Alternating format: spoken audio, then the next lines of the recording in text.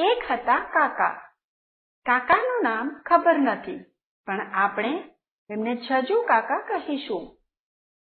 છજુ કાકાની પાસે મિલકતમાં એક ઝૂંપડી અને એક બકરી. આટલી મિલકતથી કાકા સુખી હતા. કહેતા, આટલું એ કેટલાની પાસે છે? કાકાના ઘરની પાસે એક શ્રીમંત શેઠનું ઘર હતું. ઘર મોટું ને ચારે બાજુ બગીચો હતો. બગીચામાં સુંદર લીલોતરી હતી. છજુ કાકાની બકરી ઘણીવાર એ લીલા પોણા ઘાસ તરફ લાલચુ આંખે જોઈ રહેતી, પણ છજુ કાકા બકરીને બરાબર અંકુશમાં રાખતા. એને ક્યારેય આગે પાછી થવા દેતા નહીં. કેટલીય વાર એ ભૂખી રહેતી. હવે એ દૂધ પણ ખૂબ ઓછું દેતી હતી. બકરી, તું દૂધ દે. કાકી, તું લીલુંછમ ખાવાનું દે. લીલુંછમ ખાવાનું તો નથી, તો દૂધ પણ નથી. એક દિવસ કાકા બકરીને લઈને ઘરમાંથી નીકળ્યા. કાકાના હાથમાંથી દોરડું છોડાવી એ નાઠી. પાસે જ શેઠના બગીચાની કાંટાળી વાડના છીંડામાં થઈને બકરી જઈ શકી, પણ કાકાથી જઈ શકાયું નહીં. એટલે કાકા બગીચાના મોટા દરવાજા ભણી ગયા. તેમણે માળીને કહ્યું, મારી બકરી અંદર ઘૂસી ગઈ છે, એને બહાર કાઢો. માળી બોલ્યો, ઘૂસી ગઈ છે કે ઘુસાડી છે? બદમાશી કરીને પાછો સફાઈ કરવા આવ્યો છે, કેમ? એણે કાકાને અંદર ઘૂસવા દીધા નહીં અને ડાંગ લઈ બકરીની પાછળ પડ્યો. જોયું તો બકરી લહેરથી નાના નાના છોડની કૂણી કૂણી પત્તીઓ ખાતી હતી. એ જોઈ માળીને ગુસ્સો ચડ્યો. તેણે બકરીના માથામાં જોરથી ડાંગ ફટકારી. બે બે કરીને ચીસ પાડી બકરી ત્યાં જ લાંબી લસ થઈ ગઈ. માળીએ છજુ કાકાને કહ્યું, લઈ જા તારી બકરી. બકરીને મરેલી જોઈ છજુ કાકાની આંખમાં આંસુ આવી ગયા. મરેલી બકરીને ખભા પર નાખી એ ઘરે લઈ ગયા. કાકી પણ ખૂબ રોઈ. રોતા રોતા એમણે કહ્યું, જાઓ, માળીની સામે શેઠને ફરિયાદ કરો. મૂંગું પ્રાણી ભૂખ્યું હોય ને વાડીમાં પેસી જાય એટલે એ કંઈ એને મારી નખાતું હશે? કાકા બગીચાવાળા શેઠની પાસે ગયા. કાકાએ કહ્યું, પણ બકરી કંઈ સમજે છે? એ મૂંગું પ્રાણી. શેઠે ગુસ્સો કરીને કહ્યું, એ મૂંગું પ્રાણી, પણ તું તો મૂંગું પ્રાણી નથી ને? તે મારા બગીચામાં બકરીને ઘુસાડી જ કેમ? શેઠે ગુસ્સે થઈ નોકરને હુકમ કર્યો, એ આને પેલા ઝાડ પાસે ઊભો રાખી 4 ચાપખા મારો. ચારે બાજુથી નોકરોએ દોડી આવી કાકાને પકડ્યા ને ઝાડ હેઠળ ઊભા રાખી એમને 4 ચાપખા ચોળી દીધા. કાકા વિલેમોએ ઘરે આવ્યા. કાકી કહે, શું થયું? શેઠે કઈ નુકસાની આપી? કાકાએ કહ્યું, નુકસાનીમાં મને 4 ચાપખા ફટકાર્યા. જો આ. કાકીના ગુસ્સાનો પાર ન રહ્યો. તે બોલી, હું આ નહીં જોઈ રહું. કાકાએ કહ્યું, તો શું કરશે? કાકીએ કહ્યું, આપણે રાજાને ફરિયાદ કરીશું. રાજાને ફરિયાદ કરવી હોય તો અરજી લખવી પડે. તો અરજી લખીશું. મને કે તને ક્યાં લખતા આવડે છે? તોય લખીશું. કાકા નવાઈ પામી જોઈ રહ્યા. ઘરમાં એક લાકડાનું પાટિયું પડ્યું હતું. કાકી એ લઈ આવ્યા. છરી વડે પાટિયાની સપાટીને ઘસી ઘસીને એને સુંવાળી બનાવી. પછી છરી વડે એ પાટિયા પર એક ચોકડી કરીને કહે, આ ચોકડી તે આપણું ઘર. ચોકડીની પાસે લીટો કર્યો. આ લીટો તે આપણી બકરી.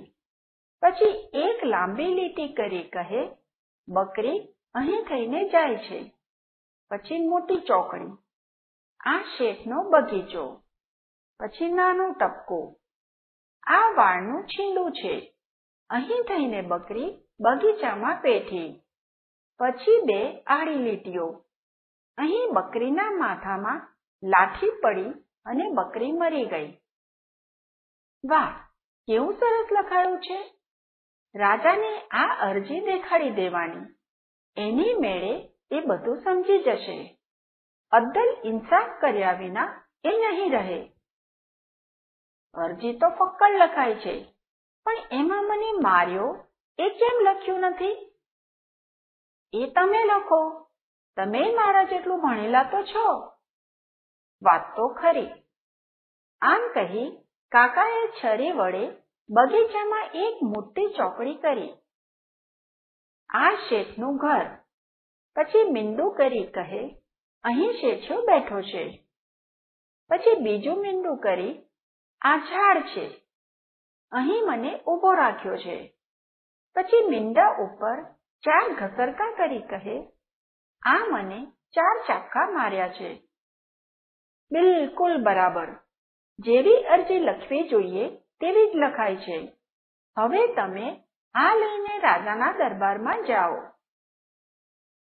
આમ કહી કાકીએ પાટિયામાં કાણું પાડી તેમાં લાંબી દોરી પરોવી. દોરી કાકાના ગળામાં નાખી. પાટિયું કાકાના બરડા પર લટકતું રહ્યું. કાકી કહે, બિલકુલ બરાબર. અરજી ખોવાવવાની હવે ધાસ્તી જ નહીં. છજુ કાકા રાજાને અરજી કરવા ચાલ્યા. વાટ લાંબી હતી અને રસ્તામાં મોટું જંગલ આવતું હતું. કાકા એ જંગલમાં થઈને જતા હતા ત્યાં એક મંદિર પાસે પૂજારી ઊભો હતો. પૂજારીએ પૂછ્યું, ક્યાં ચાલ્યો દોસ્ત? જંગલમાં ફરવા નીકળ્યો છે કે શું? ના રે ના, હું કાંઈ એમ નબળો નથી. રાજાને અરજી દેવા જાઉં છું. રાજાને મળ્યો છે ક્યારેય? જોયા છે? કાકા તરત બોલ્યા, ના ભાઈ સાહેબ, મળ્યો નથી ને જોયા નથી. આ તો મારે પહેલી વાર જરૂર પડી એટલે અરજી લઈને જાઉં છું. અરજી ક્યાં છે? શી બાબતની અરજી છે? તરત કાકાએ પાટિયું ડોકમાંથી કાઢી પૂજારીની સામે ધર્યું ને કહ્યું, આ અરજી. કાકાને આ માણસ બહુ સમજદાર લાગ્યો એટલે ઉત્સાહમાં આવી એમણે પાટિયા પર આંગળી કરી કહ્યું, આ જુઓ, અહીં મારું ઘર છે. આ મારી બકરી છે. બાપડી સીધે રસ્તે ચાલી જાય છે. આ શેઠિયાનું ઘર છે. એમ આખીએ અરજી સમજાવીને કહ્યું, હવે તમે જ કહો, આવા દુષ્ટને સજા નહીં થવી જોઈએ? મારી બકરીને મારી નાખી, મને માર્યો. રાજા શું એને છોડી દેશે? મારી પત્ની કહે છે કે રાજા એને નહીં છોડે. રાજા એને સજા કરશે. છોડીશું દે, સજા કરશે. તારી પત્નીની વાત સાચી છે. બસ તે એટલા વાસ્તે હું આ અરજી લઈને રાજા પાસે જાઉં છું. હવે આપણે જરી નાસ્તો કરી લઈએ. મારી પત્નીએ ઘરેથી ઢેબરા બંધાવ્યા છે. કાકાએ આગ્રહ કરીને પૂજારીને ઢેબરા ખવડાવ્યા. પૂજારી ઢેબરા ખાતો જાય અને ઢેબરા ઘડનારીના વખાણ કરતો જાય. તારી પત્ની ઢેબરા બહુ સ્વાદિષ્ટ બનાવે છે હો. પછી બંને છૂટા પડ્યા. કાકીની મદદથી લખાયેલી અરજી લઈને કાકા રાજા પાસે જવા નીકળ્યા. રસ્તામાં એક પૂજારી સાથે વાતચીત કરી. બંનેએ ઢેબરા ખાધા. પૂજારીએ કાકીએ બનાવેલા ઢેબરા વખાણ્યા અને કહ્યું, રાજા ચોક્કસ તમારી વાત સાંભળીને ન્યાય કરશે. હવે જોઈએ રાજાના દરબારમાં શું થાય છે. બીજે દિવસે કાકા રાજાના દરબારમાં આવી પહોંચ્યા. દરબારમાં રાજા સોનાના સિંહાસન પર બિરાજ્યા હતા. અત્યારે એ પૂરેપૂરા રાજવી પોશાકમાં ને દબદબામાં હતો. રાજાની બાજુમાં એના 12 પ્રધાનો બેઠા હતા. કાકાએ રાજાને સલામ કરી ડોકમાંથી પાટિયું કાઢી સામે ધરી કહ્યું, મહારાજ, આ મારી અરજી છે. એ વાંચી આપ મારો ન્યાય કરો. રાજાએ પોતાના પ્રધાનમંડળ તરફ હાથ કરી કહ્યું, અરજી મારા પ્રધાનને આપો. એ મને વાંચી સંભળાવશે. કાકાએ અરજી છેલ્લા પ્રધાનના હાથમાં મૂકી. અરજી જોઈને પ્રધાનની તો આંખો જ ફાટી ગઈ. પાટિયું ચારે બાજુથી ફેરવી ફેરવીને એણે જોયું, પણ એમાં એને કશું લખેલું દેખાયું નહીં. એ જોઈ જ રહ્યો, પણ અરજીનું ધડ કે માથું કંઈ સમજાયું નહીં. ત્યારે એણે અરજી પોતાની જોડે બેઠેલા બીજા પ્રધાનને આપી. બીજો પ્રધાન પણ એમાં કંઈ સમજ્યો નહીં. એણે એ ત્રીજા પ્રધાનને આપી. ત્રીજાની પણ એ જ દશા. ત્રીજાએ ચોથા પ્રધાનને આપી. ચોથાએ પાંચમાને, પાંચમાએ છઠ્ઠાને. એમ અરજી 12 પ્રધાનોના હાથમાંથી પસાર થઈ. બધાએ કહ્યું, આ તે અરજી છે, આમાં કંઈ જ લખેલું નથી. આવા બેવકૂફને દરબારમાં કોણે આવવા દીધો? કાકાનું મોં લેવાઈ ગયું. તે કહે, મહારાજ, મારી અરજી. ત્યારે રાજાએ હસીને પ્રધાનોને કહ્યું, લાવો જો, શું લખ્યું છે અરજીમાં? અરજી રાજાના હાથમાં આવી. રાજાએ પાટિયું હાથમાં લઈ એક ઠેકાણે આંગળી મૂકી કાકાને કહ્યું, આ તારું ઘર લાગે છે નહીં? કાકાએ કહ્યું, જી, બરાબર કહ્યું. અને આ તારી બકરી છે? જી, બરાબર કહ્યું. રાજાએ કહ્યું, બકરી બાપડી સીધે રસ્તે ચાલી જાય છે. જી, બરાબર કહ્યું. આ શેઠિયો છે. આ શેઠિયાનું ઘર છે. આ શેઠિયાનો બગીચો છે. જી, બરાબર. આ છીંડું છે. એમાંથી બકરી બગીચામાં બેઠી, પણ અહીં એ કેમ સૂતી છે? મહારાજ, શેઠિયાના માળીએ એના માથામાં લાઠી ફટકારી, એટલે બાપડી મરેલી પડી છે. અરરર, શેઠિયાનો માળી આવો ક્રૂર છે? ત્યારે તો શેઠિયો પણ એવો જ હશે. જી, બરાબર કહ્યું. અહીં આ ઝાડ નીચે કોણ ઊભું છે? કાકા, તમે તો નથી ને? હું જ છું, મહારાજ. તમે બકરીની દાદ માંગવા ગયા એટલે આ દુષ્ટે તમને ચાબખા મરાવ્યા. 1, 2, 3, 4. 4 ચાબખા ચોખ્ખા ગણી શકાય છે. જી, બરાબર કહ્યું. તમારી ફરિયાદ બિલકુલ સાચી છે. આવા દુષ્ટને સજા થવી જ જોઈએ. કોટવાલ! ખાંડું ખખડાવતો કોટવાલ હાજર થઈ ગયો.